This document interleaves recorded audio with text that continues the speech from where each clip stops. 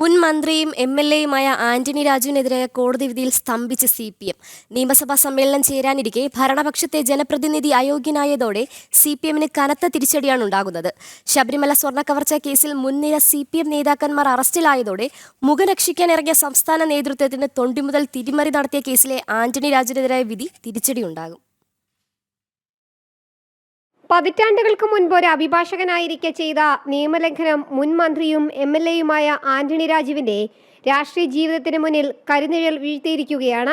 തൊണ്ടിമുതലിൽ കൃത്രിമം കാട്ടിയെന്ന കേസിൽ കോടതി 3 വർഷം തടവ് ശിക്ഷ വിധിച്ചതോടെ ആന്റണി രാജുവിന്റെ രാഷ്ട്രീയ ഭാവിയും ചോദ്യചിഹ്നമായിരിക്കുകയാണ്.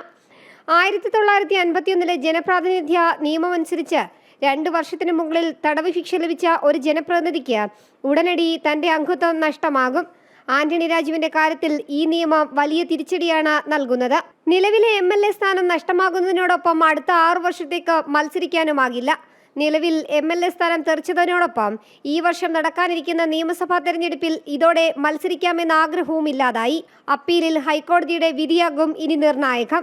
നിയമസഭാ സെക്രട്ടേറിയറ്റ് ആന്റണി രാജുവിന് ഉടൻ അയോഗ്യത കൽപ്പിക്കും.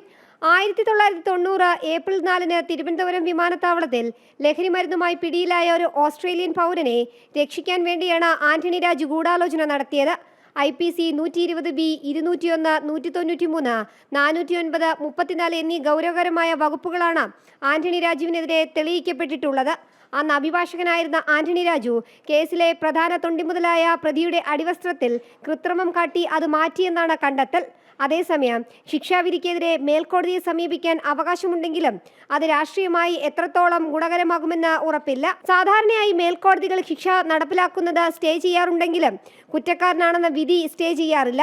ഇതും ഭരണപക്ഷത്തിരിക്കുന്ന ആന്റണി രാജുവിന് തിരിച്ചടിയാണ്. വിധിക്ക് സ്റ്റേ ലഭിക്കാത്ത പക്ഷം അയോഗ്യത നിലനിൽക്കുകയും ചെയ്യും. ആന്റണി രാജു നിയമക്കുരുക്കിലായതോടെ LDF-ലെ ഘടകകക്ഷിയായ ജനാധിപത്യ കേരള കോൺഗ്രസിന്റെ പക്കലുള്ള തിരുവനന്തപുരം സെൻട്രൽ സീറ്റ് CPM ഏറ്റെടുക്കാനാണ് സാധ്യത. ശബരിമല വിഷയത്തിൽ നഷ്ടമായ മുഖം രക്ഷിക്കാൻ CPM ശ്രമിക്കുന്നതിനിടെയാണ് ഭരണപക്ഷത്തു നിന്നും ഒരു MLA-ക്ക് കൂടി സ്ഥാനമില്ലാതാകുന്നത്. നിയമസഭാ സമ്മേളനമടക്കം ഉടൻ ചേരാനിരിക്കെ ഭരണപക്ഷത്തെ ജനപ്രതിനിധി അയോഗ്യനായതോടെ CPM-ന് കനത്ത തിരിച്ചടിയാണ് ഉണ്ടാക്കുന്നത്. ജനം, തിരുവനന്തപുരം.